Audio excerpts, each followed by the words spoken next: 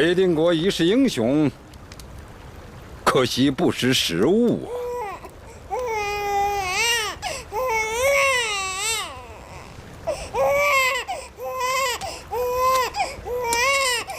哎呦，来来来，哎呦！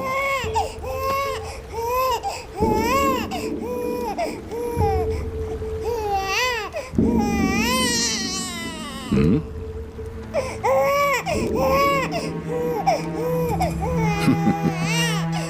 原来是这块玉佩救了你一命。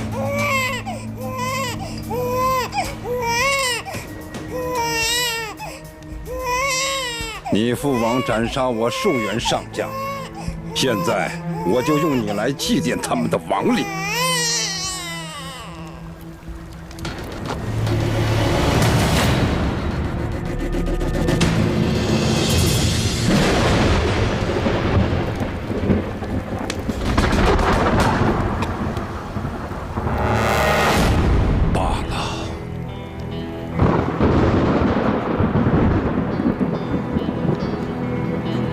本王一生征战多年，杀人如麻，手上不知沾了多少鲜血，可却从未亲手杀过婴儿。今天，我就把你留在这战场上，是生是死，就看你的造化了。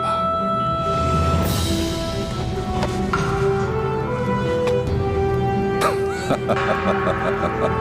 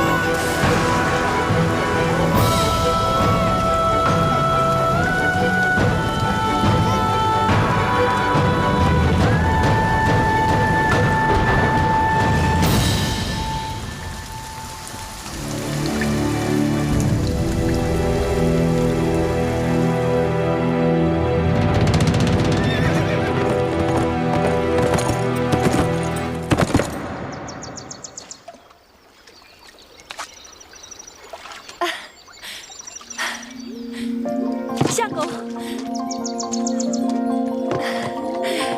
夫人，我终于见到你了。倩莹，倩莹，快叫爹！爹，真乖。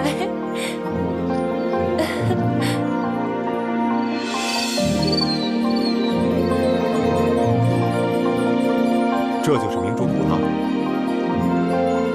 早在多尔衮率清军入关之前，崇祯皇帝就预感到大明江山不保，于是他未雨绸缪，设置了3处秘密基地，为的就是将来有朝一日能光复大明。这其中一处便是明珠谷。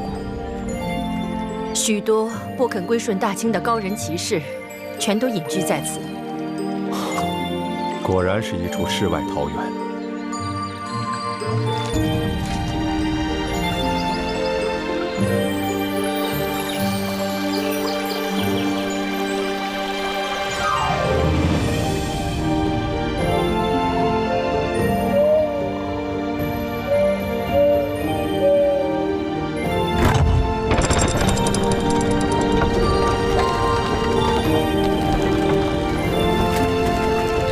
相公，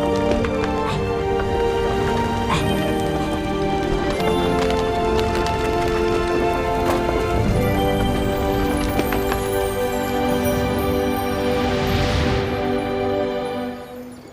久闻樊先生大名，为辅佐永历帝与妻女分离，现在总算是一家团聚了。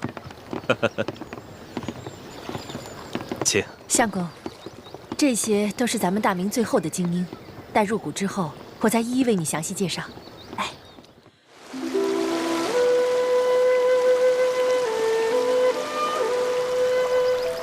义父，你今天怎么肯带我出谷玩了呀？今天是你7岁生日，你从小到大都没有离开过明珠谷，所以义父今天带你出谷开开眼界。哇，那我是不是能吃到很多很多好吃的？你呀，就是挑食。确实，在谷中也没什么好吃的。易欢，今天你想吃什么，义父都买给你。哇，真的吗？嗯。太好了，我的义父最棒了。走。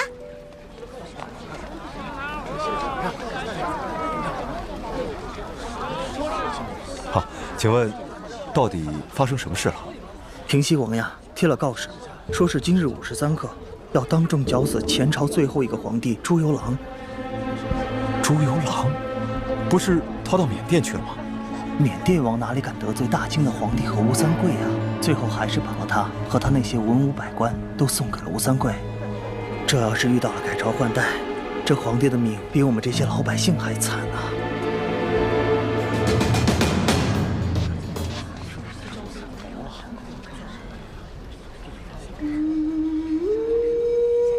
台上跪着的那个男人，还有他旁边跪着的那个女人，你好好的看看他们，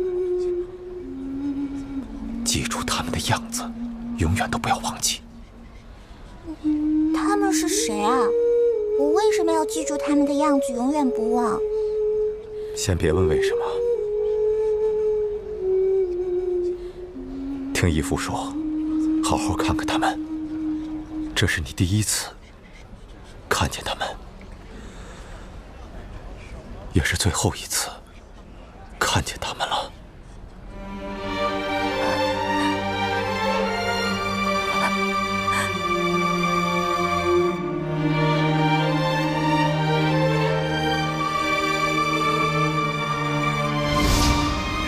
看这孩子这么爱笑，要不朕就给他起名叫做易欢。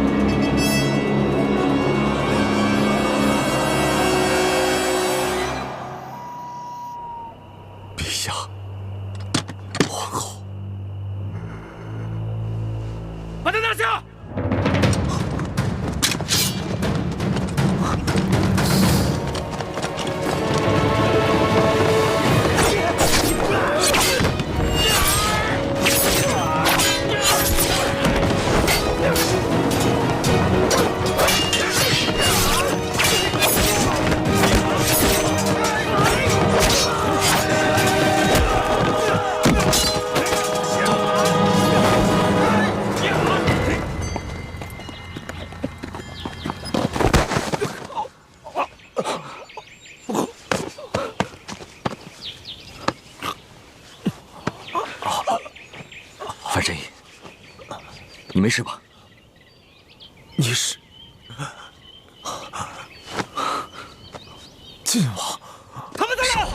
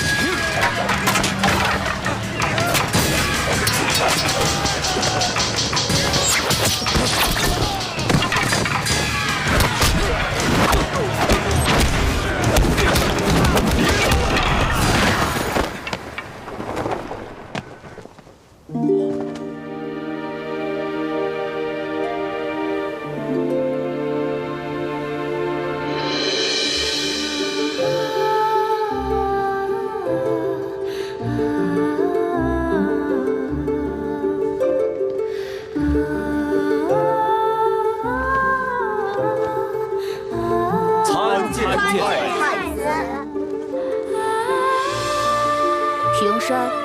谢太子。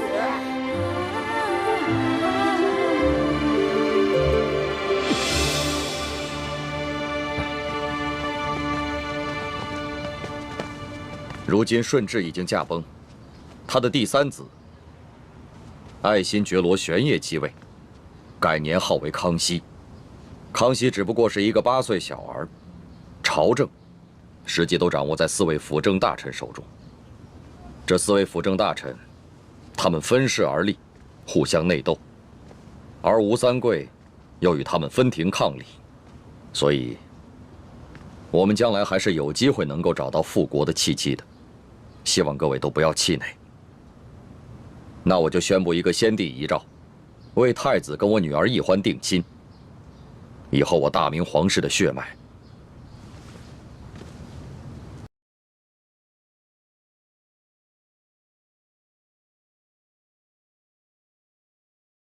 进行严格的培训。我们会将我们毕生所学毫无保留的都传授给你们。是。那我们以后是不是不能玩了？不能说话。哼。我负责传授你们兵法、战略战术。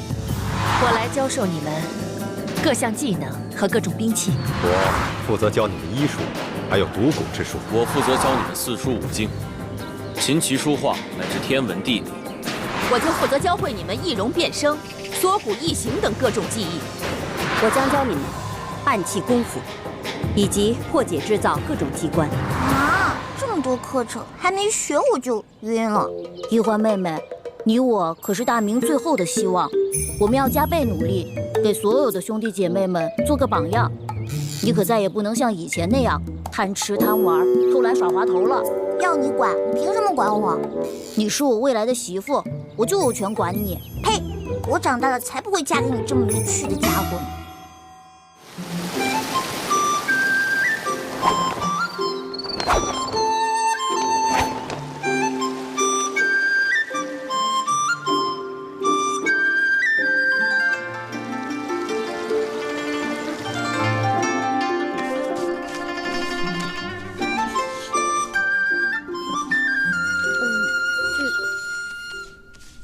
借我一下。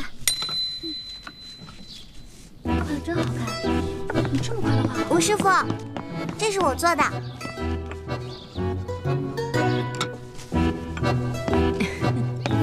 你看到我的东西了吗？那不是你做的面具吗？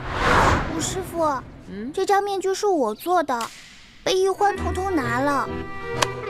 奕欢，他居然偷懒不肯做作业，居然偷了同学的功课来搪塞我。上课的时候，奕欢竟然还装病。奕欢这孩子呀，比其他的孩子都聪明，只要稍加努力，前途不可估量。每次都是这样，认错认得贼快，可是一掉头就外甥打灯笼，照旧。奕欢，从明天开始，别人练1个时辰的功夫，你要练2个时辰。别人做1份功课，你得做2份。你这样根本不配做继王的女儿，日后还怎么指望你光复大明？奕欢，不要让我失望。你这孩子今后要多用点功了。奕欢，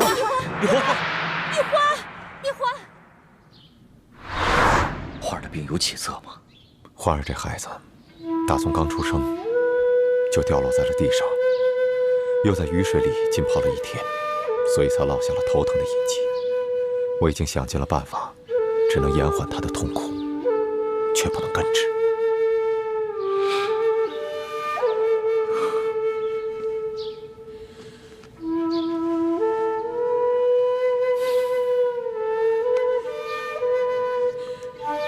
欢儿，都是我害了你。其实欢儿的病也不是不可医治，只是需要找到一种特别的药引。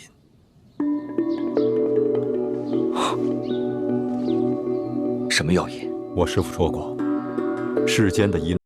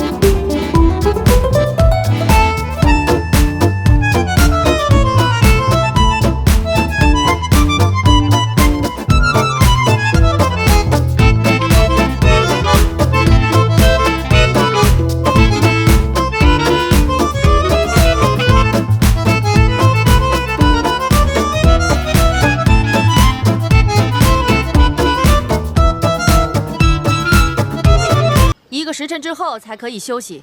二师傅，为什么小师妹就不用练？易欢身体不好，剑王说了，除了轻功、暗器、独骨、易容这些自保之术之外，他想练多少便练多少。你们接着练吧。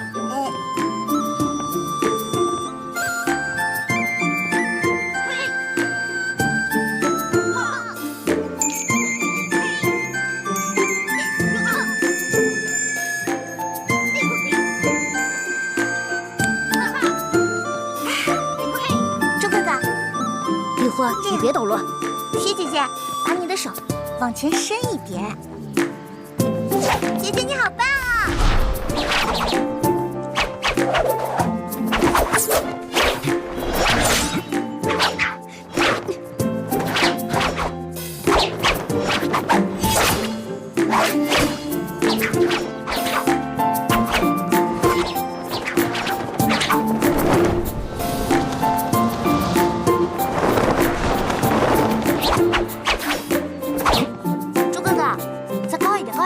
认真点。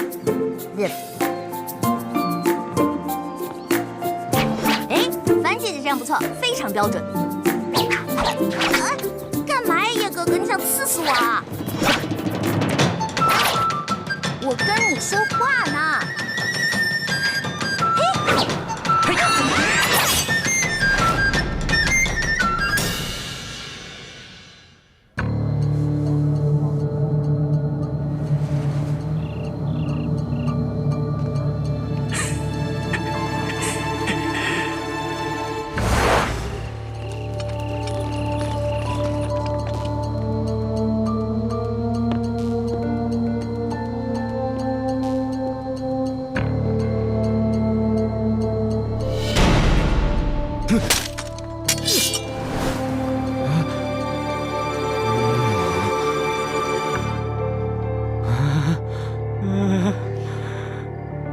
美人，87、88、89、90。谁？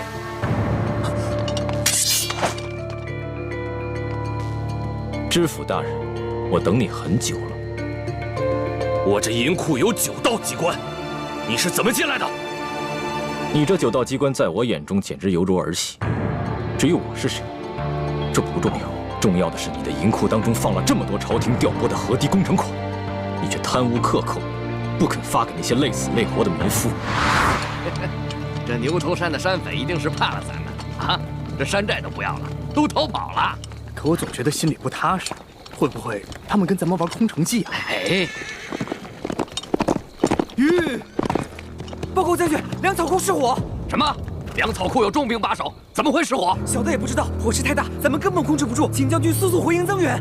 走，撤！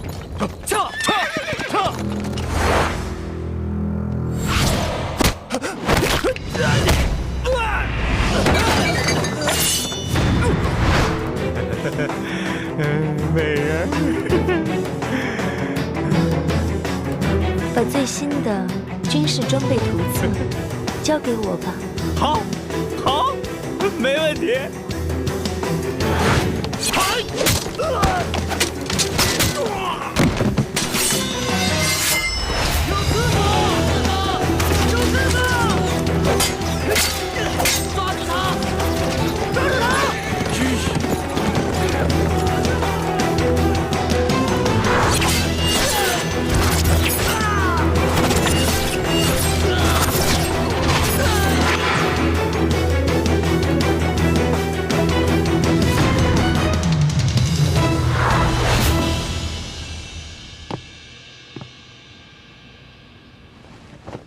这位师傅，这就是采花淫贼花太岁。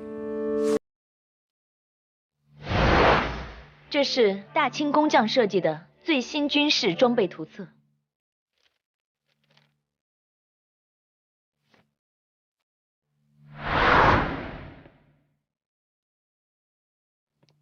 清军包围了牛头寨，牛寨主飞鸽传书求救，这是牛寨主赠送给咱们明珠谷的信物。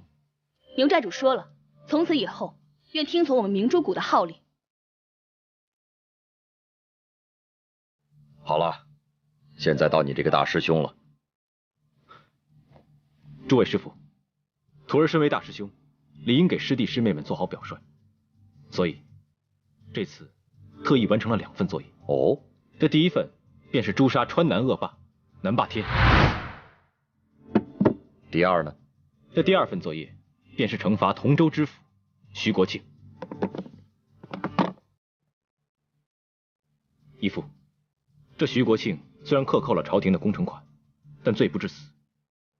更何况他还有9旬祖母跟7旬老母在堂，所以我只是逼他发放了克扣的工程款，砍下了一只左手，以示惩戒。很好，太子处置的十分得当。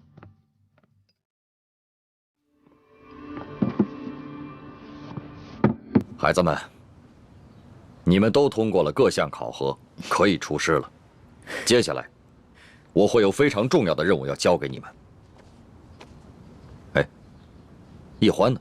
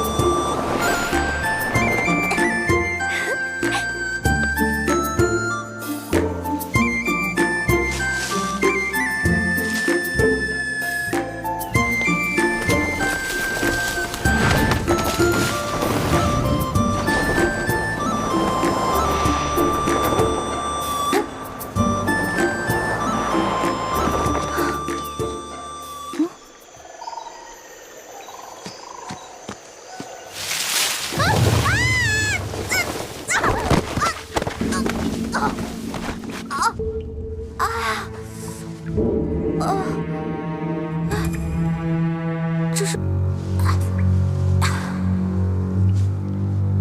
我怎么从来都没来过这个地方？难道以前有人住在这儿？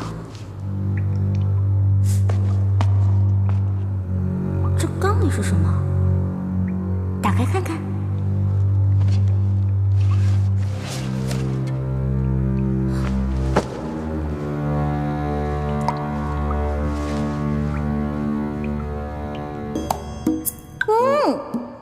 原来是野山葡萄酒啊！这还有野山葡萄酒呢。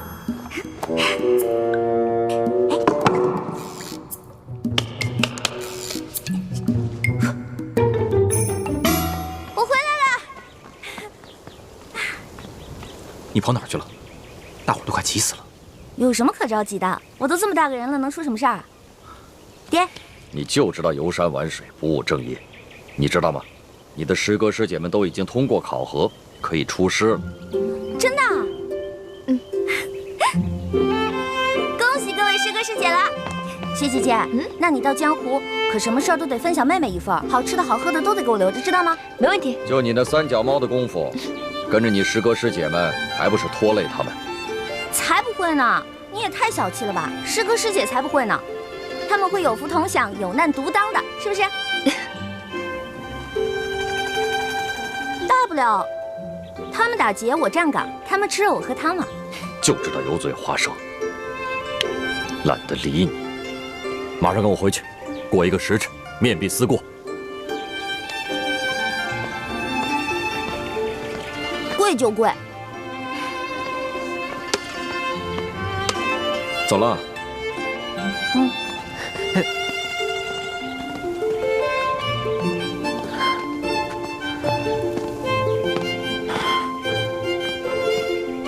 你又去山上玩了？你不知道山上有野兽出没吗？很危险的。哎呀，你怎么跟我爹似的？哎，不过我在山上发现一个特别好玩的地方。你呀，就知道玩。什么好玩的地方？也不知道是谁在那个山洞里啊，放了一大缸葡萄酒。真的？不许再去了。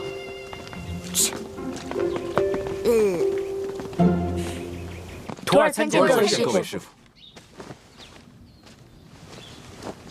你们听着，出师之后，我要你们完成的第一个重要任务，就是寻找当年崇祯皇帝留下来的一个铜匣。这个铜匣关系到我们联盟的一个绝顶机密。本来这个机密只有我一个人知道，但是现在是时候把它说出来了。你们一定要切记，每个人都要守口如瓶。徒儿明白。徒儿明白。当年崇祯皇帝自尽前几年，他就预感到大事不妙，所以提前做了准备。他把皇宫中还有国库中所有的金银财宝全都集中起来，命心腹之人藏在一个隐秘的地点，并制造了一张藏宝图。藏宝图？那我们找到了，是不是就发财啦？除了这些用以光复大明的财宝，崇祯皇帝还秘密筹建了3个基地。这第1个基地现在在台湾，由延平王郑经领导；2号基地就是咱们的明珠谷，由我和谷主陈胜男来领导。这第3个基地更隐秘，连我都不知晓。崇祯皇帝把这3个基地的资料，还有派遣到全国各地潜伏的大明义士名单，制作了一本小册子。晋王，那现在这个铜匣在何处啊？清军入关以后，这个铜匣很可能落到清军手中。不过，他们不知道铜匣的秘密。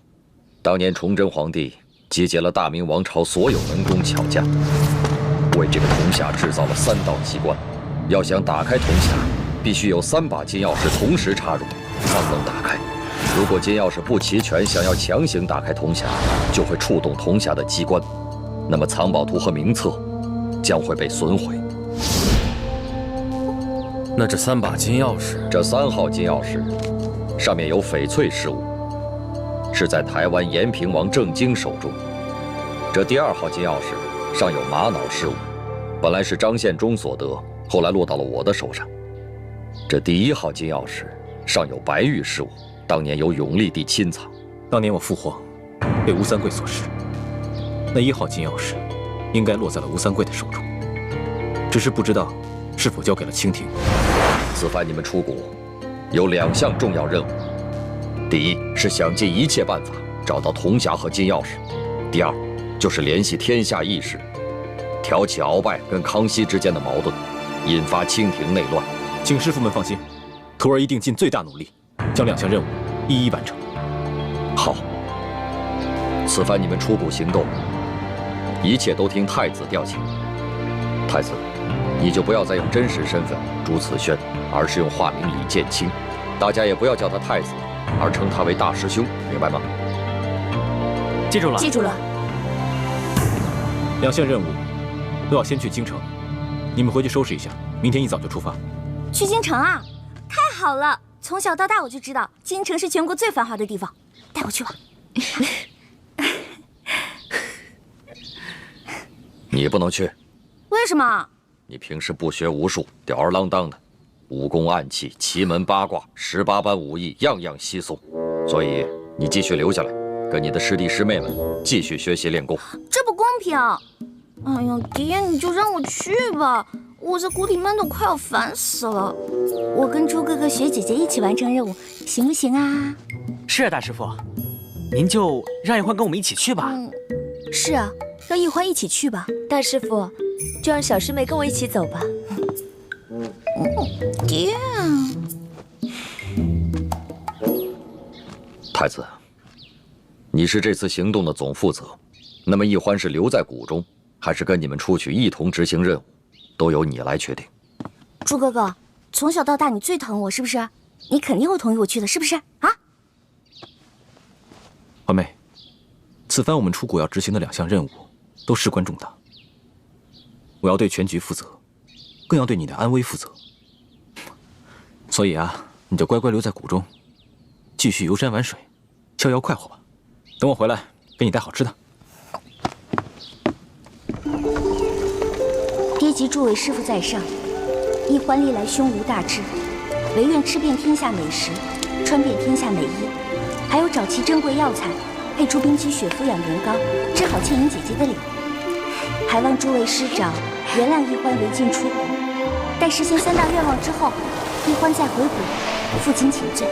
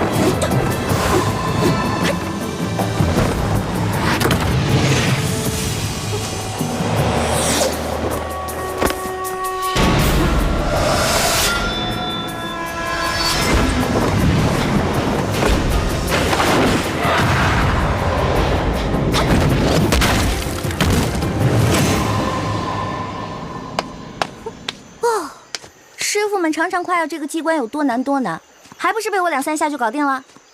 李一欢，你真是个天才！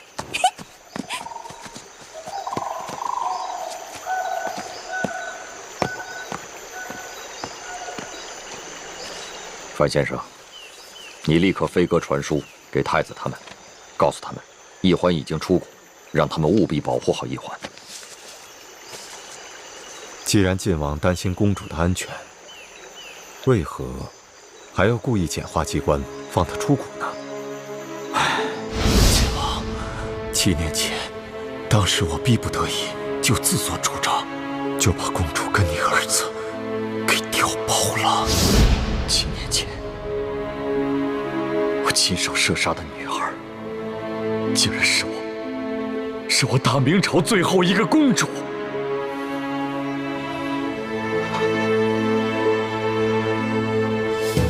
我李定国罪孽深重啊！不，公主尚在人间。当年你那一箭，刚好射中皇后送给公主的玉佩上，所以公主毫发无伤。这些年，我一直带着她隐居在明珠谷。现在远在台湾的太子，对我们大明的志士们来说，是极大的鼓舞。如果让他们知道，大明皇室只剩下一个公主，恐怕他们就没有复国的斗志了。如今世上，知道太子是你亲生儿子，一欢才是大明最后一个公主的人，就只有你我2人了。我知道了，我马上传信给延平王，让他把太子送回来。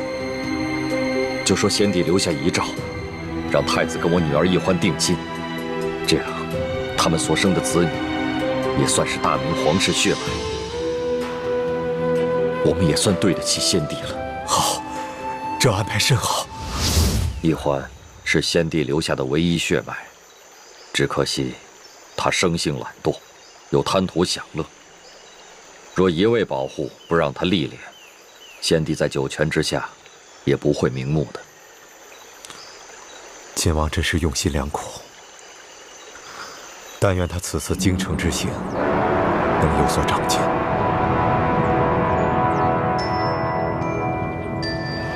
看桃仁，好看，好这个。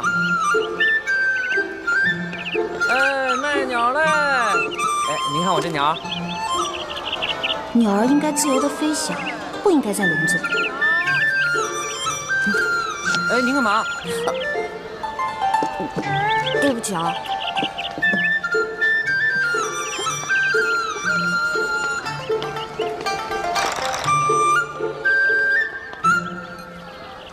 师傅们都说清庭无道，民不聊生。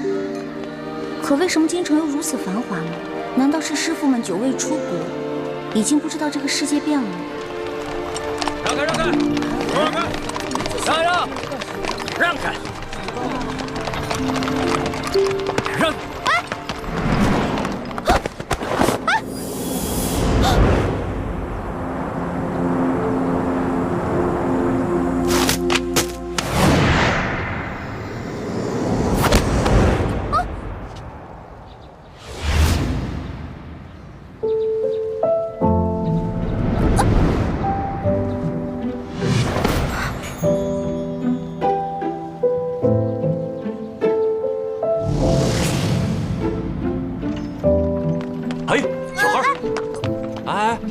干嘛呢你？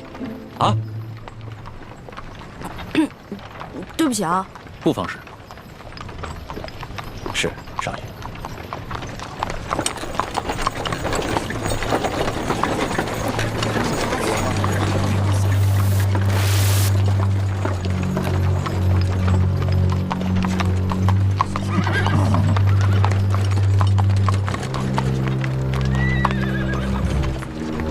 哎，他们要把这些人押到哪儿去啊？还能去哪儿？当然是菜市口了。菜市口，卖菜的地方。哼，菜市口你都不知道啊？菜市口是朝廷行刑的刑场。那他们犯了什么罪啊？那车上还有婴儿呢，也要被砍头啊？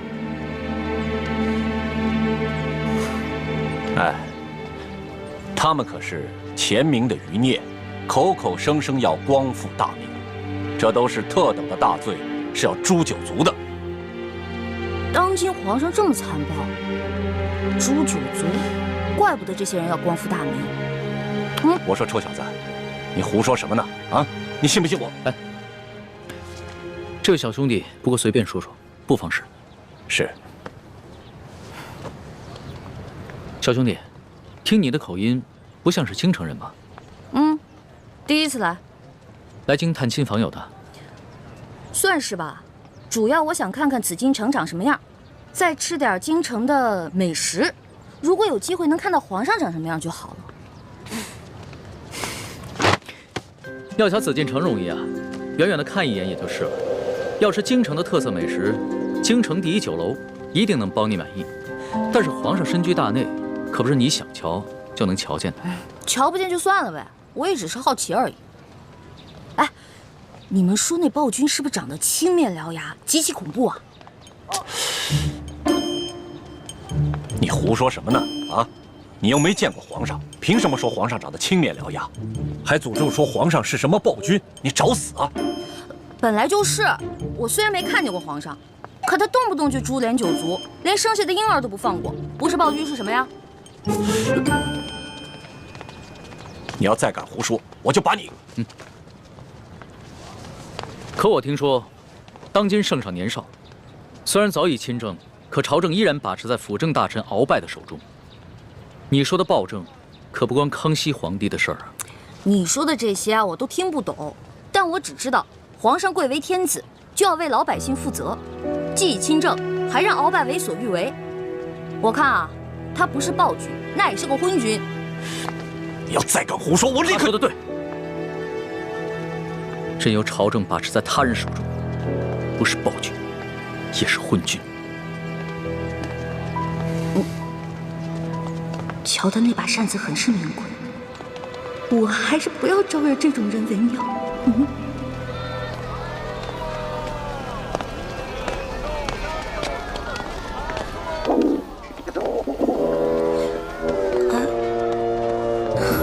好了好了，我知道你饿了，要不然先把你填饱了，再去找猪哥哥他们。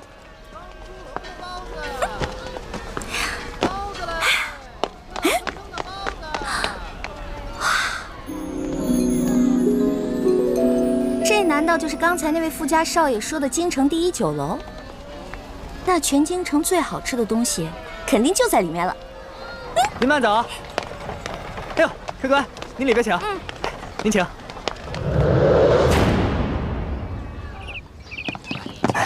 客官。来，客官，您坐这儿。我要坐那儿。哎，我要看着京城最好的风景。就这样。客官，您一个人犯得着用那么大的桌子吗？要不咱换换？我一个人怎么了？我能吃4个人的量。去，给我拿菜单。哎。哇。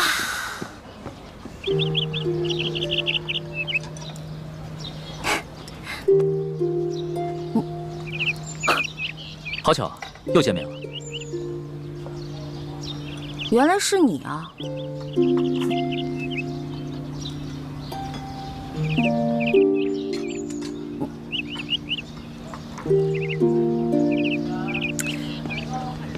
哎，这位大哥，你干嘛总盯着我看啊？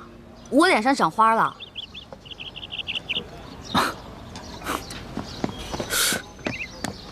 客官。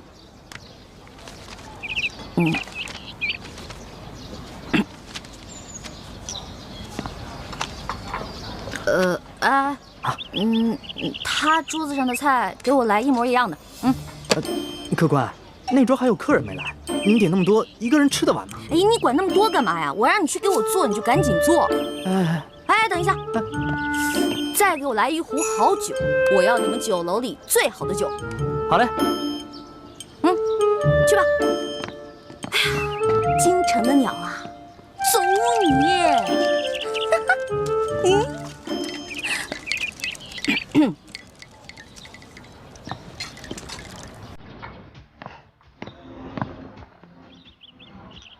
我说这位大哥，干嘛一直瞪着我看啊？还瞪我是吧？行，今天你瞪我，那我就瞪你，看谁瞪得过谁。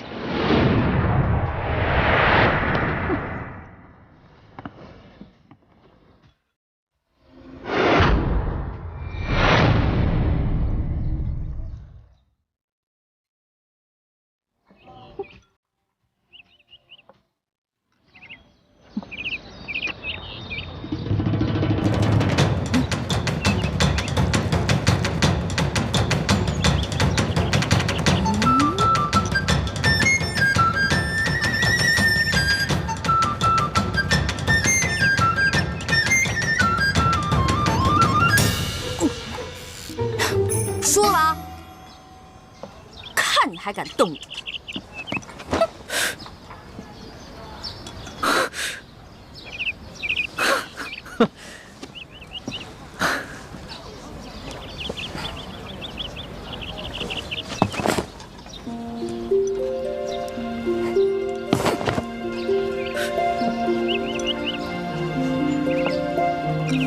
无赖！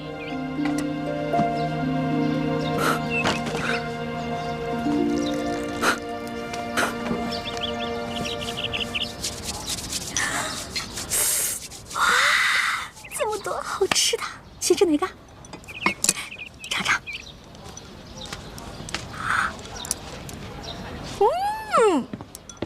来，请来。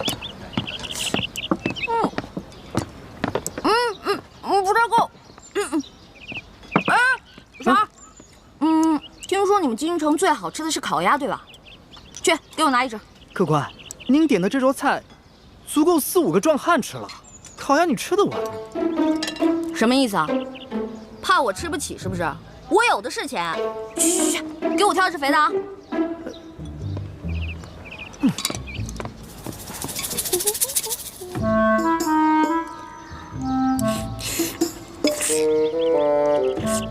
客官，烤鸭。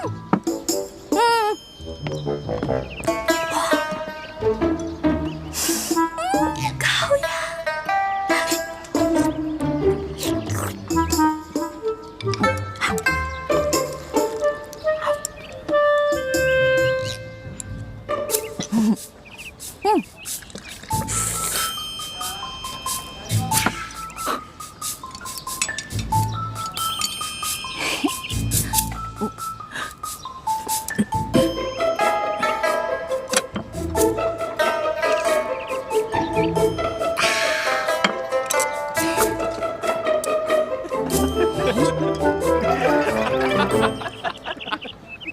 你看他的吃相啊！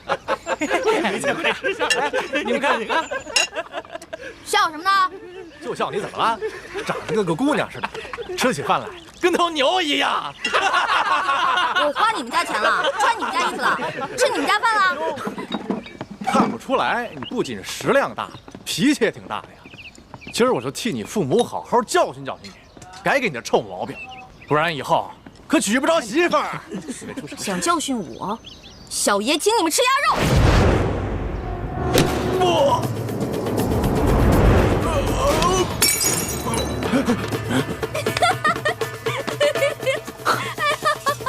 找死！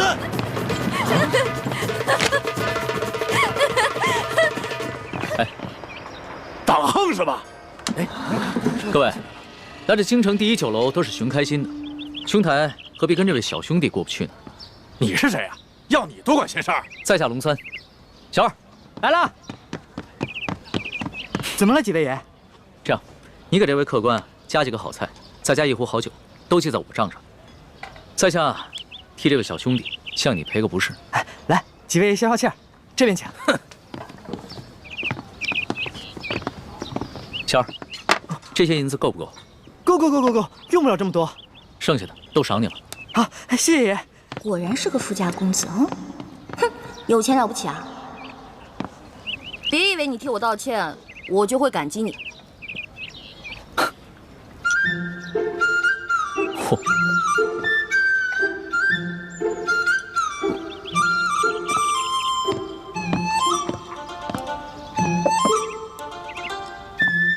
小兄弟，看你那么喜欢吃美食，这个呢，是我自家带过来的糕点，外面吃不到的，赏脸一品吧。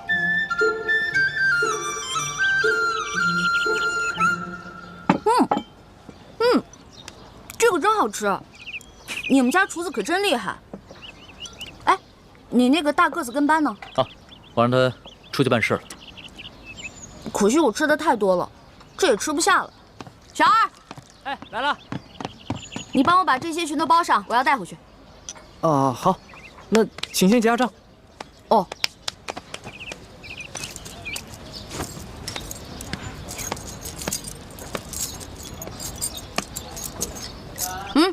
不用找了，这不够啊！这可是整整1吊钱啊！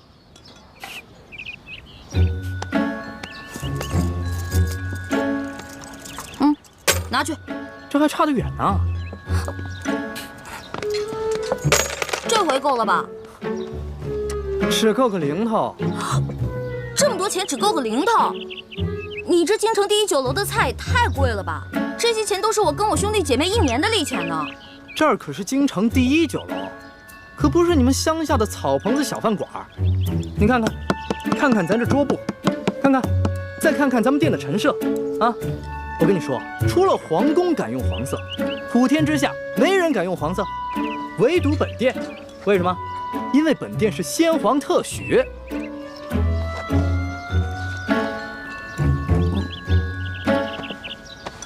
啊，这样吧，这顿饭钱我来出了。哎，且慢。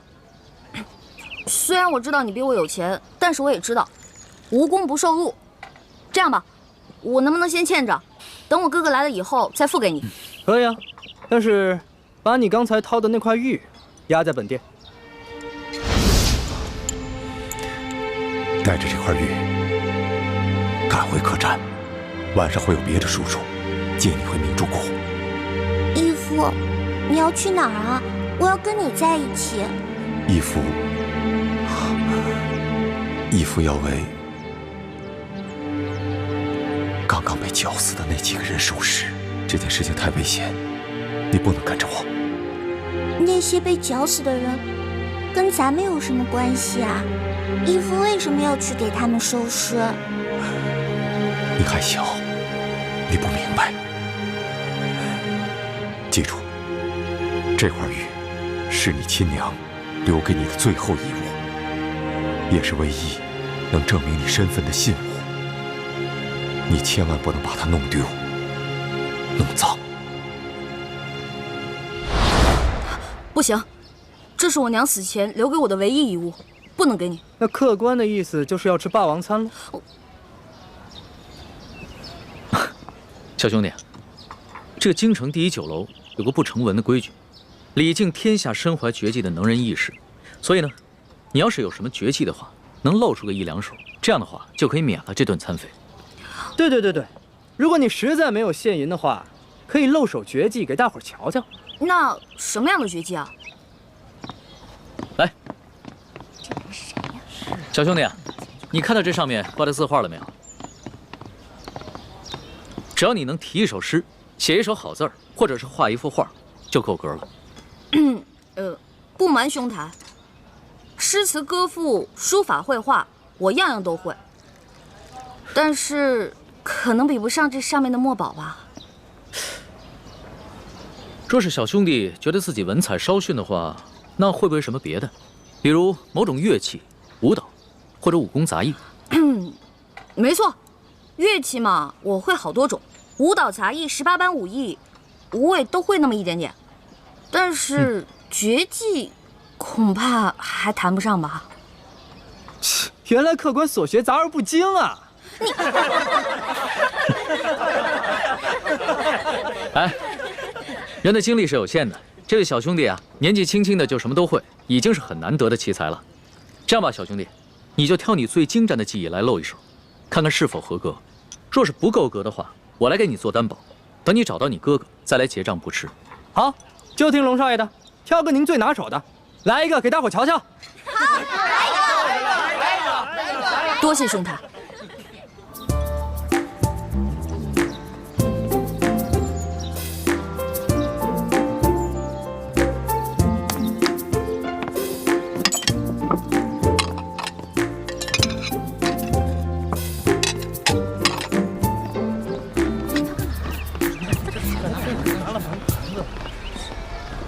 他要干嘛呀？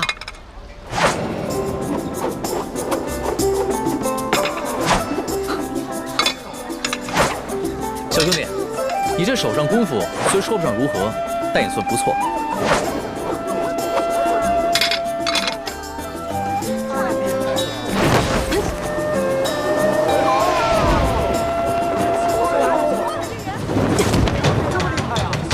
好，原来小兄弟最擅长的是轻功啊！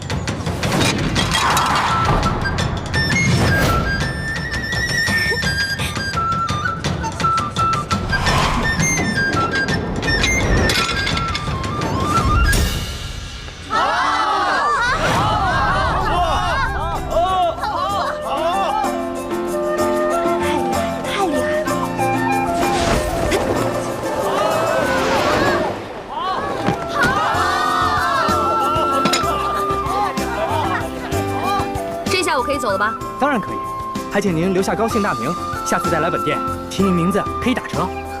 姓名就不必了，朱门酒肉臭，路有冻死骨。你这京城第1酒楼的一顿饭，够我跟我兄弟姐妹过1年了。先撤了。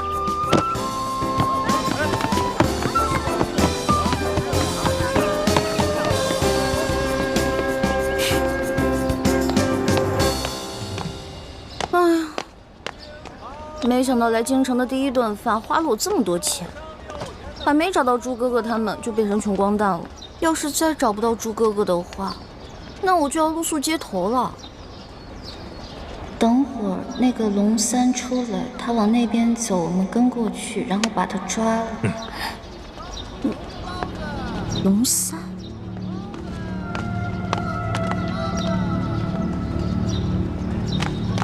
哎，兄台。我这样追上你呢。哎，兄台，喂，我，哎，小兄弟，不要问。刚才我看到几个江湖人士在打手语，他们好像要对你下手。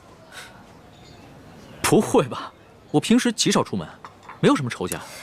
你当然是没什么仇家了，但是你爹娘没有教育过你吗？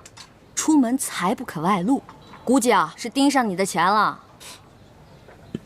我这个样子很有钱吗？一看你就是一个不经常出府的大少爷了，没什么江湖经验。你啊，虽然穿了一件普通的绸衫，但是你手上那个玉扳指，还有你的帽子跟腰带上镶嵌的美玉，都是极品兵种。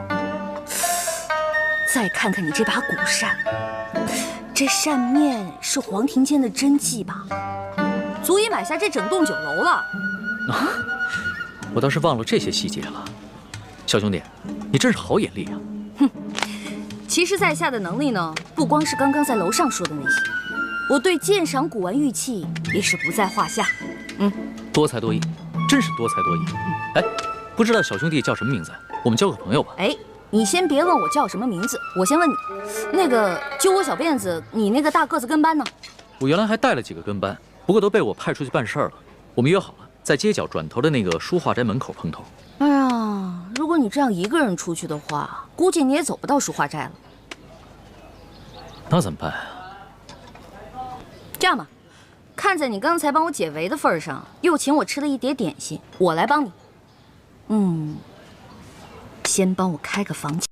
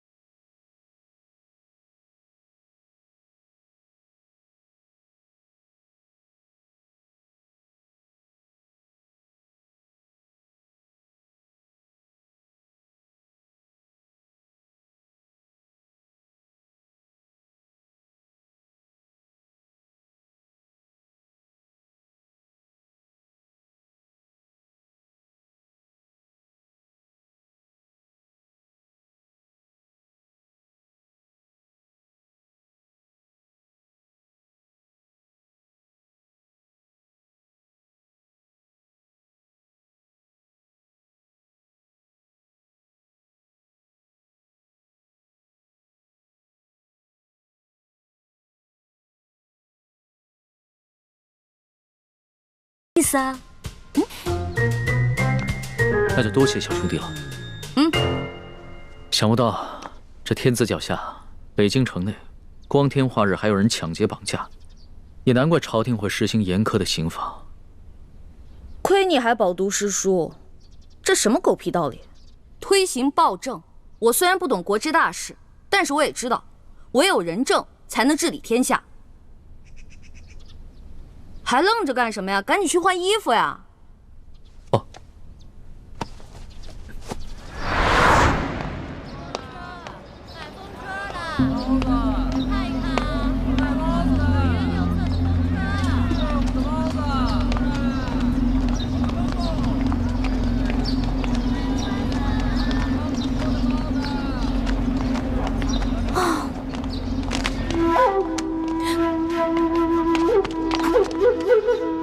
你不是龙三，怎么样，中了小爷的金蝉脱壳之计了吧？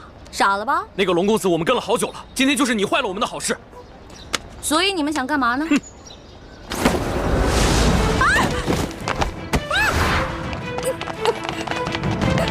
快！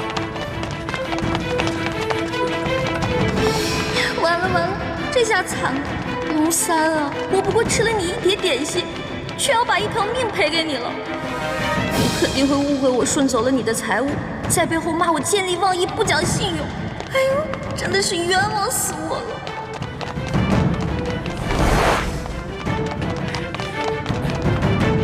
少主，今天有人破坏我们的计划。哦，什么人？这个人的声音好熟悉啊！放下。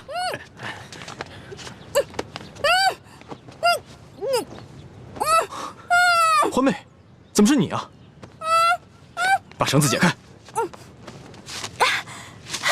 猪哥哥，猪哥哥，怎么会是你啊？少主，这位是？她是我的小师妹易欢。啊，这些打架劫舍的人，你认识啊？你别胡说，他们都是我们联盟的好兄弟。易欢姑娘，刚才真是多有得罪，没想到我们居然是大水冲了龙王庙。你们为什么要劫那个龙三啊？京城的达官贵人们都爱去那第一酒楼，所以我们在酒楼当中也安插了眼线，方便我们打探消息。这几天来，我们发现那个龙公子经常出现在第一酒楼，暗中查访各种民间消息，行迹可疑，出手又非常阔绰，所以我们打算绑了他，盘问盘问，顺便从他身上捞点钱财，用作咱们联盟的活动经费。没想到啊，却让你给破坏了。哎呦，实在不好意思啊，各位，我不知道你们是自己人，我还以为他们是绑架良民的土匪呢。我一大早就接到师傅们的飞鸽传书，说你也来了京城，让我务必保护好你。我正想着怎么才能找到你，没想到我们竟以这种方式见面了。这家慈航药铺是咱们联盟在京城的据点之一，掌柜的还有店里的伙计都是咱们联盟中的兄弟。我现在的身份是这家店里新聘的坐堂郎中。你给我记住了，以后在外人面前要叫我李建清李先生，不许再叫我朱哥哥了。知道啦。周哥哥，叶哥哥、雪姐姐、樊姐姐呢？他们都出去执行任务了。哦，我呢，在指挥兄弟们绑架龙三儿。没想到却歪打正着碰上了你。对了，你为什么要帮龙三儿啊？这个嘛，我先进去换件衣服，出来再跟你说。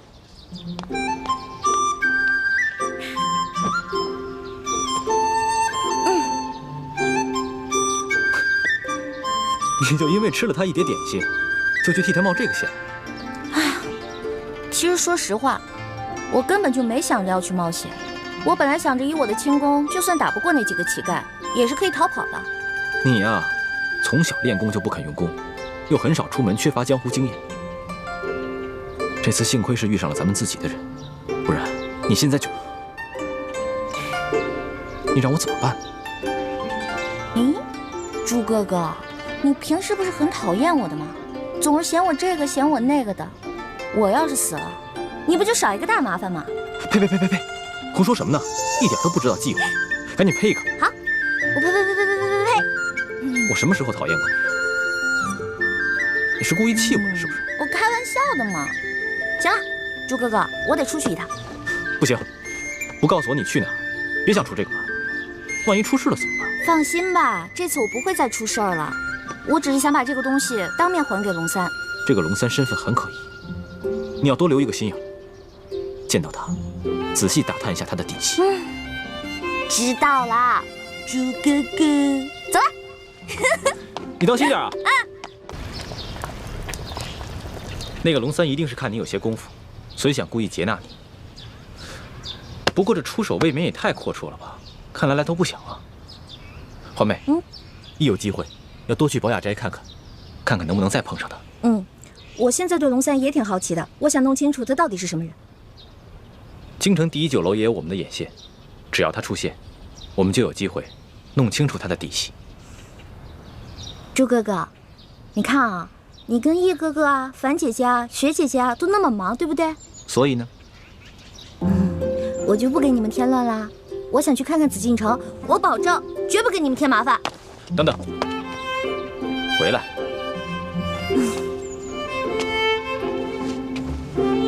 别搞得跟三脚猫似的，一点都不知道分寸。你看看这是什么？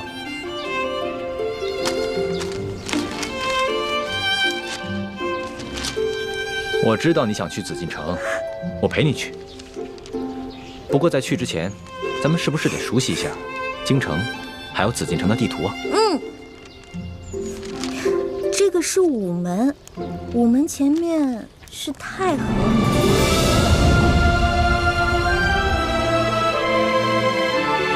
哇，这就是皇上住的地方啊，看着好气派啊！是啊，这就是紫禁城。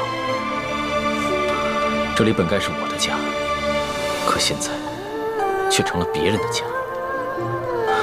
环妹，总有一天，我要重新入住紫禁城，然后昭告天下，封你做我的皇后，让你坐上凤辇，风风光光的入住这紫禁城。我才不要当什么皇后呢！我又不想住在这紫禁城里。这个紫禁城啊，一看就是用黄金造的大金笼子，有什么好的呀？我才不稀罕。你难道不想母仪天下吗？我为什么要母仪天下呀？我的人生有3大志愿：一呢是吃遍天下所有的美食；2是穿遍天下所有的美衣。这第3个嘛，我希望赶紧治好倩影姐姐脸上的伤。环妹，你是大明晋王的女儿，又是我未来的太子妃，怎么可以这么胸无大志呢？哎呀，我跟你说实话吧，我才不想当什么太子妃呢。这话不敢跟爹跟师傅说，我也只能偷偷跟你说了。现在这世上太平，老百姓可以吃饱穿暖，这天下姓朱或者姓爱新觉罗又有什么区别呢？师傅为什么一直想要光复大明啊？你怎么能说出这么大逆不道的话呢？看，你生气了还？这话我不敢跟师傅他们说，只敢跟你说。如果你要是生气的话，好吧，以后我就骗你，我说好听的话哄你，可以了吧？算了，虽然我有点生气，但我还是只想听你说真话。我就知道你不会生我气的。光复大明，为我朱氏报仇，本来就是我的责任。你不过是一个心思单纯的女孩子，我不该苛责于你。朱哥哥，你现在赶紧回药铺吧，我还想再去庙会逛逛，我先走了。哎，你自己小心点，千万别在这事。哎呀，知道了知道了，你怎么比师傅跟爹加在一起还唠叨？走了。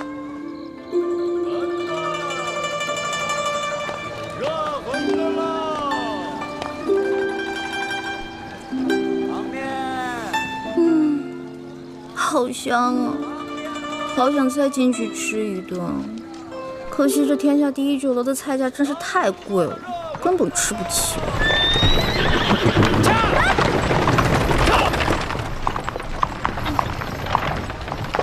哼，驾着黄金马车，还这么横冲直撞，我倒要看看你是谁。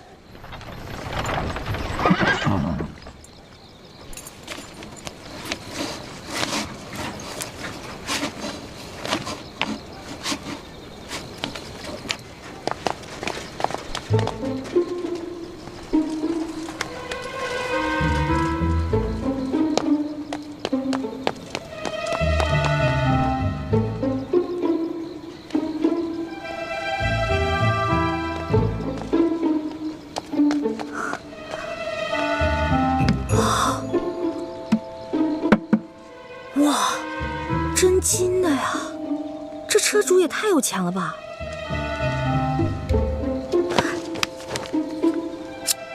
哼，看这车夫刚才那么嚣张的样子，估计这个车主也不是什么好人，我就当劫富济贫了。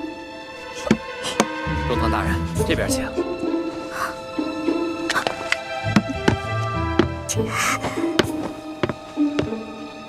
中堂大人，请上车。大人慢点。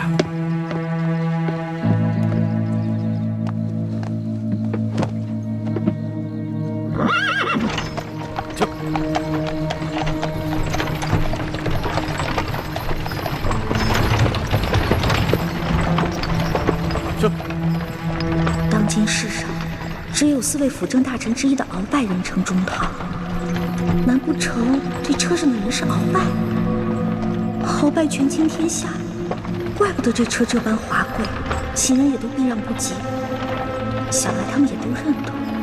哎呀，一欢呀一欢，这次你可玩大发了。这鳌拜可是大清第一勇士，要是被他发现你这个小毛贼，你这小命可就不保了。救苦救难的观世音菩萨，你可一定要保佑我。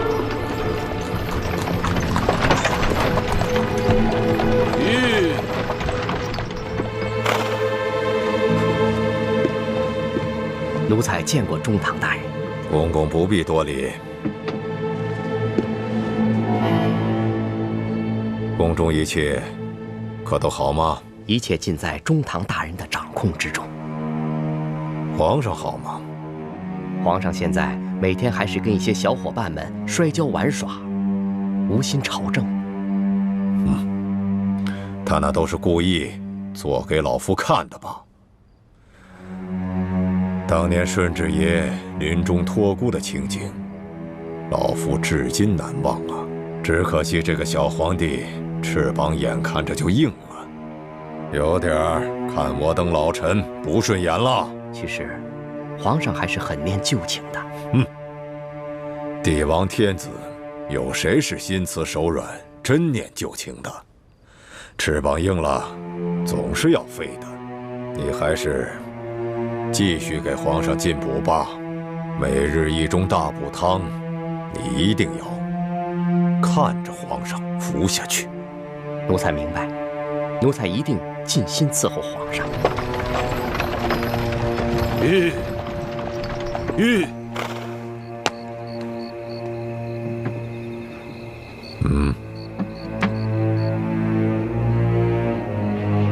这是这个月的大补丸。多谢中堂大人。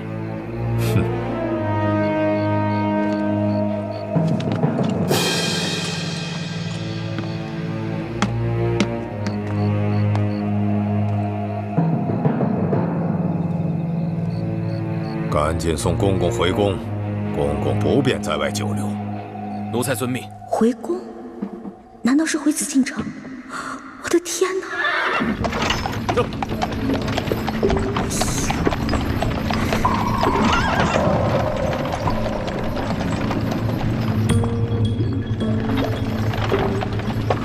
看来马车已经进了紫禁城。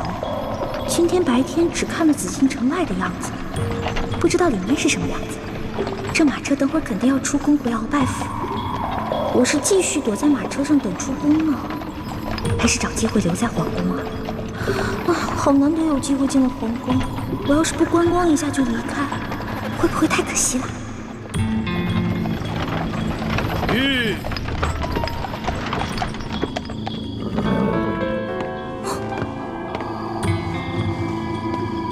公公，您慢点。公公，这儿有没有方便的地方？这一路可把我憋死了。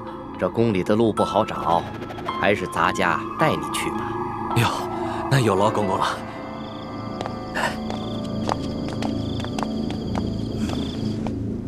哎呀，啊，行行行，我知道你饿了，别叫了。御膳房里面有举世无双的美食，要不然先喂饱肚子。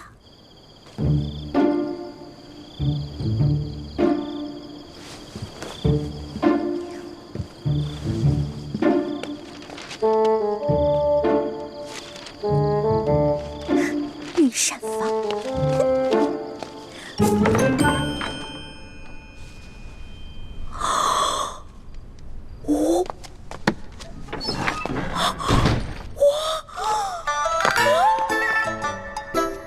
幸亏猪哥哥给了我这张地图。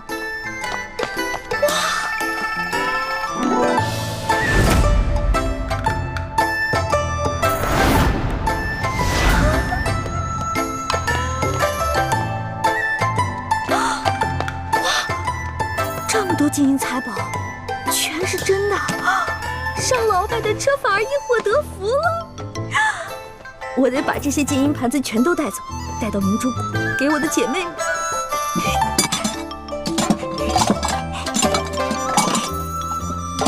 都是皇上用的东西，太棒了！快！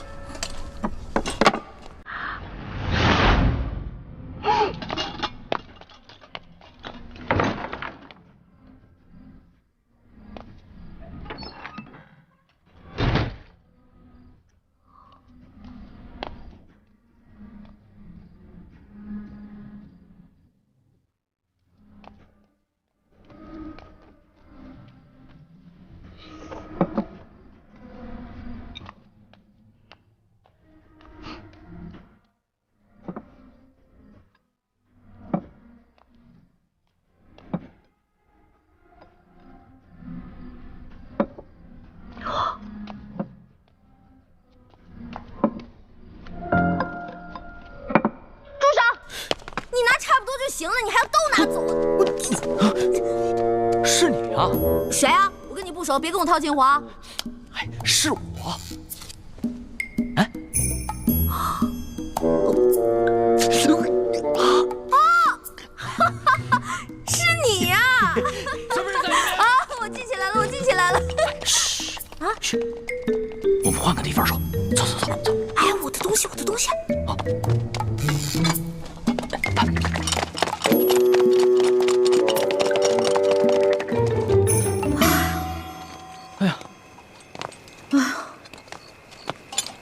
吓死我！哎，多谢你啊，还好有你在，要不然我就被抓了。不过你到底是谁啊？我怎么会在皇宫看见你呢？而且你对皇宫的地形如此熟悉。我呀，我是这个宫里的御前侍卫，所以啊，我对这个皇宫啊特别熟悉。你在宫里当差啊？怪不得那个书画斋的老板不肯跟我透露你的身份呢。原来如此啊！小兄弟，还是你说的对，有缘自会相见。没想到这么快我们又见面了。是啊。哎，对了，你这么晚进宫来做什么呀？哎呀，别提了，要多倒霉有多倒霉。我在路上走得好好的，看见。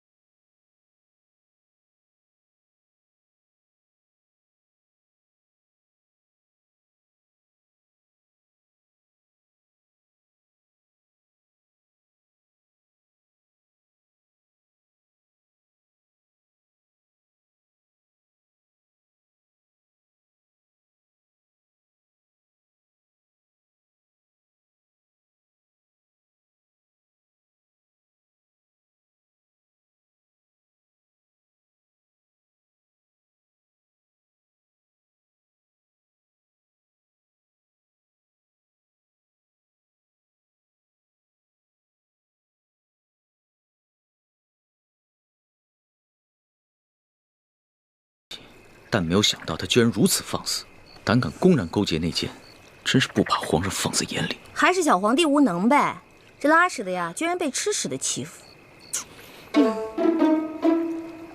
小兄弟，你这话未免也太糙了吧？话糙理不糙啊，我说的都是实在话。如果这个皇帝是个英明君主的话，那怎么可能任由鳌拜这么嚣张跋扈呢？小兄弟啊，你想的太简单了。 这皇上啊，年少，刚亲政不久，要整顿朝纲，自然是需要时间的。而且他确实想做出一番大事，要不然的话，他也不会派我乔装打扮，在宫外打探消息了。怪不得你在酒楼花钱这么阔气，原来是奉旨花钱啊！你这个差事不错啊！哎呦，我都跟你聊饿了，还好我在御膳房拿了点吃。这样，我带你去一个特别安全的地方慢慢吃。去哪里啊？ 哪儿啊？你跟我来就知道了。哦。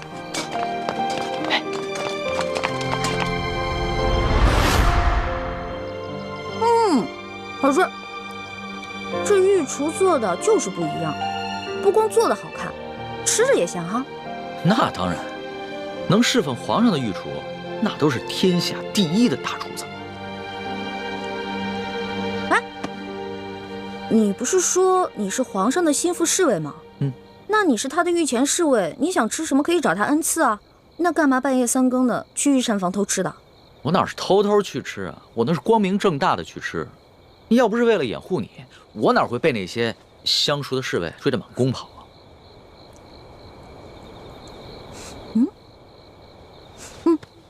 怎么？不对啊，这2种糕里面掺了不同的香料。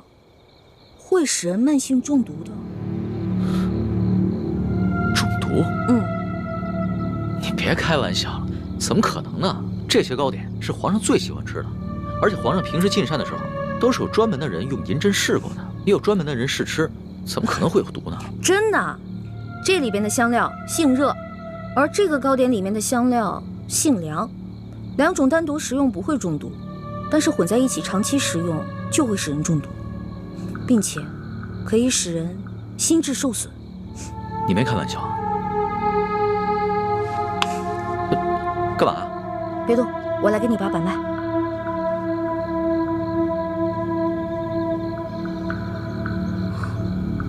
这位小兄弟，你的脉象已经显示你慢性中毒了。那个替皇上试吃的人，不会就是你吧？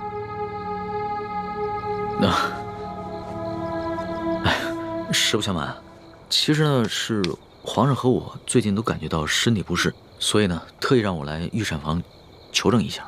原本呢，我是不相信宫里的太医，所以想取几样食材拿到外面去给宫外的名医看看。一开始见到你在那儿的时候，我以为啊你是下毒的人，派来毁灭证据的。后来看到你毫无顾忌的大吃大喝，然后又跟我说了这些话，到现在我才相信你。遇到本李大侠李易欢，算你运气，知道吗？李易欢，姓李名易欢，这名字挺好听的。那当然了，我不仅名字好听，还会识毒，并且还会解毒呢。那我和皇上的毒能解吗？哎呀，你和皇上的毒嘛，解是可以解，不过这药材配起来比较难，而且这药材价格不菲啊。钱不是问题，你想要多少，我给你多少。好，3日以后在第1酒楼，我带着解药，你把药钱给我。这个药钱嘛，10两黄金。没问题，我看也不必等到3日以后，我这边玉扳指肯定不止10两黄金，你先拿去吧。哇，果然是个好扳指啊！你就这么把扳指给我了？你也不怕我骗你？我相信你，虽然我们2个相识不过1日，但是我能看得出来，你是一个有本事的人。只要是有本事的人，都不会因为钱财而背信弃义的。有眼光，我是个有本事的人，我的本事不光这些，还有很多呢。以后有机会慢慢让你见识啊。好啊。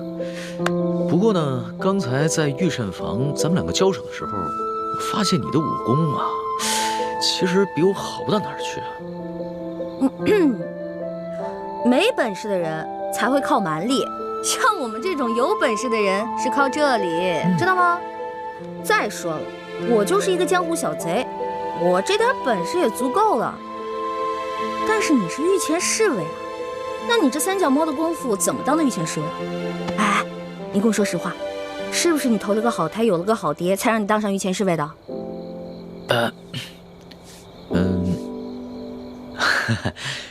实不相瞒，我确实是投了个好胎，有个好爹。我祖上啊是8旗的贵族，我能随侍皇上，也都是我们家里人帮的忙。任人唯亲，这康熙小皇帝啊，果然不是什么明君啊。哎，也就是你啊，说这样的话，要别人说这样的话呢，我早就拉他去见官了。不过呢，你虽然言语上对皇上不敬，但是我能看得出来，你心思不坏。你这个小兄弟吧，通情达理，仗义疏财。我决定了，你这个朋友我交定了。来，今天高兴，喝酒。我这壶底的酒可不是一般的酒，这个酒呢是我在山里发现的野山葡萄酒，也不知道哪位仙人何年何月何日酿造的，总之特别好喝。你别以为你是皇上的小跟班，吃惯了好多御食，好多御酒，就不把我这个酒当回事儿了。我这个酒啊，可比你那些御酒好喝多了。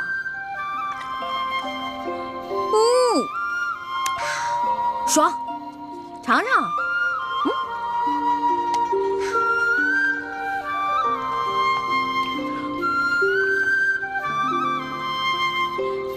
怎么样？啊，是好酒啊，是吧？多喝点。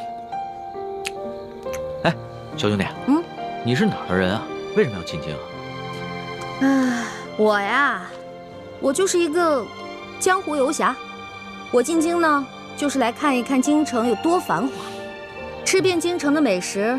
2呢，我是想找一些珍贵的药材，配一款冰肌雪肤养颜膏，给我姐姐脸上疗伤。你姐姐的脸怎么了？哎呀，别提了，一说到这事儿吧，我就特别内疚。小的时候啊，我背着大人，拉着我姐姐去山里玩。哎，妹妹，咱们回去吧。平日里师傅们都不让咱们上山玩，说山里有野兽，那是他们吓唬咱们呢。走吧。哎呀，走啦！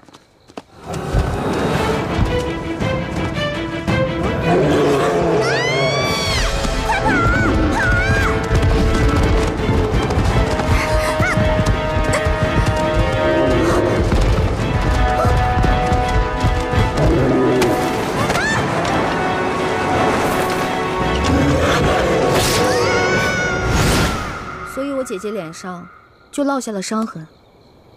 我义父是个名医，他说要想治好我姐姐脸上的伤，就得用稀有的药材配成一副冰肌雪肤养颜膏。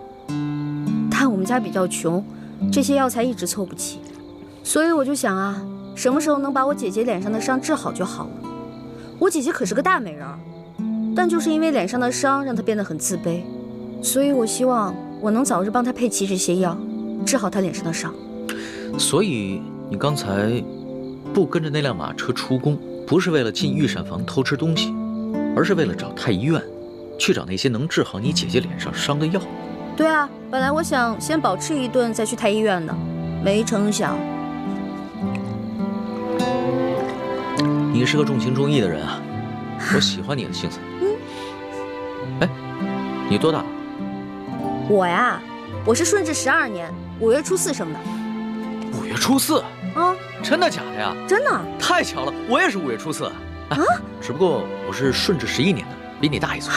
这么巧啊！哎，你说咱们2个1日之内相逢了2次，我觉得咱们这个缘分匪浅呀，不如我们今天指月为誓，结拜为兄弟，如何？从来没有人想着跟我结拜的。不过，我以前老看古书上说，那些古人们结拜好像挺有意思的。当然了，我也一直想这么做来着，可惜一直没有遇到合适的人。既然你我这么有缘，那就结拜吧。我长你1岁，我做大哥，你是小弟。哎，不行不行，岂不闻古人有云：文道有先后，术业有专攻。咱们既然结拜，就不能以庸俗的年龄论长幼，咱们得看谁的见识广，本事强。刚才你也说了，我的见识广，本事强，所以我是大哥，你是小弟。这也行啊？当然了，如果你觉得不行的话，再来打一架，谁赢了谁是大哥。不打。行，居然还有人想当我的大哥。行，你是大哥，我是小弟，好了吧？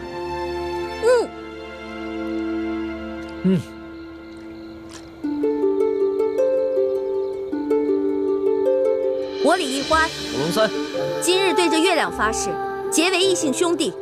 从今往后，有福同享，有难同当，永不背弃。同生共死，同甘共苦，如有违誓，天打雷劈。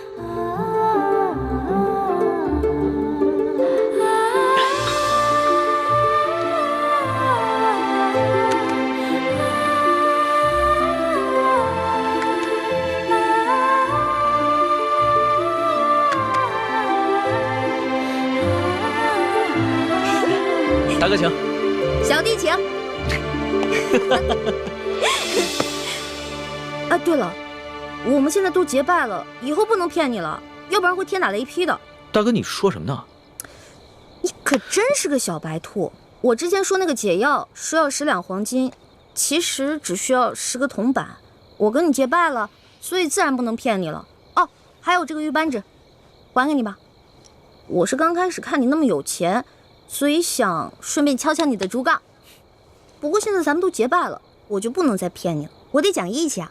大哥果然是个性情中人。不过我们刚刚对着月亮发誓，要有福同享，有难同当。小弟的东西呢，就是大哥的东西。这个玉扳指啊，大哥你就好好收着吧。这个东西啊，小弟多的是，不必还我了。当真啊？当真。我们刚刚发过誓的，你总不想让小弟被天打雷劈吧？像你这样的小白兔，行走江湖不得被人炖了给烤了吃啊！不过你放心吧，现在有大哥在呢，大哥保护你。行，那日后小弟就多仰仗大哥观察了。放心吧，乖啊！我回来啦！你去哪儿了？猪哥哥，我看看啊，有没有受伤啊？哎呀，猪哥哥，别大惊小怪的了。你看我不是挺好的吗？什么事都没有啊！哎，你知不知道，大家为了找你1宿都没睡，各个据点也都派了人，满北京城的找你。樊师妹到现在都没回来。一欢，谢姐姐，你急死我们了。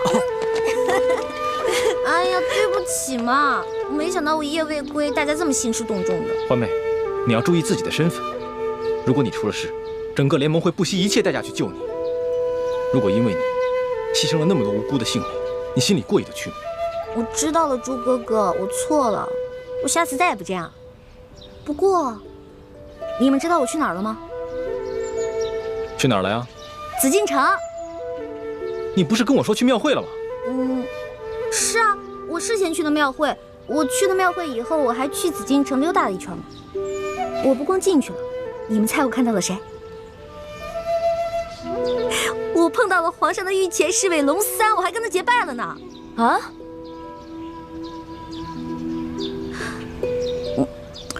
我就知道你们不信我，给我。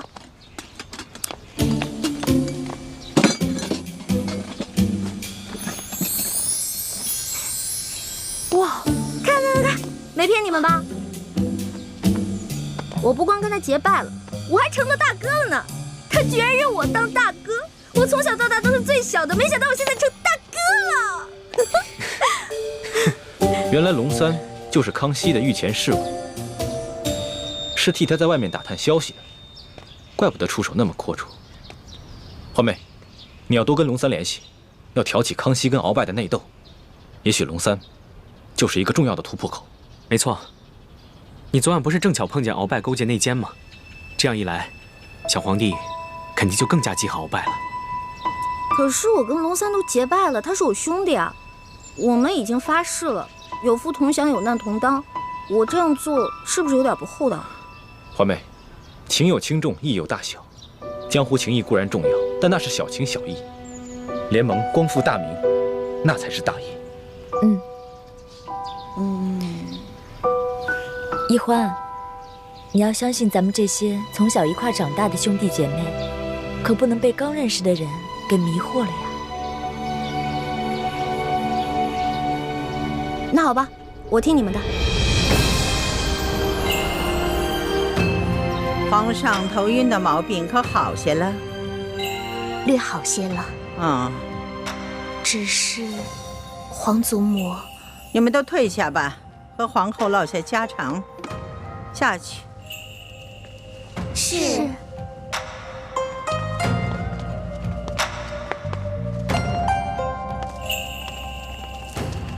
现在你可以放心的说了，皇上这头晕的毛病可是有什么古怪？是有人在皇上的饮食中下了毒。下了毒？那太医院的人回话说皇上患了风疾。哀家也奇怪，皇上啊从小就习武，身子骨健壮着呢，又正当年少，怎么可能患上风疾呢？这一定是有人做了手脚，下的什么毒啊？是否危及到生命？皇祖母放心，倒不是什么要命的毒药，只是2种药性相克的草药，长期服用会引起心悸和头晕，无法理政。明白了，竟有人如此胆大包天，肆无忌惮，这在朝里找不出第二个。想必他是看上皇上长大成人了，却不甘心还政于皇上，居然不惜铤而走险来毒害皇上。皇祖母，那个狗奴才已经如此大胆，那可如何是好？如今恐怕也只有您老人家能想办法来压制他了。哀家老了，忠心于哀家的那些老臣们，病的病，老的老，死的死，都指望不上了。此人嚣张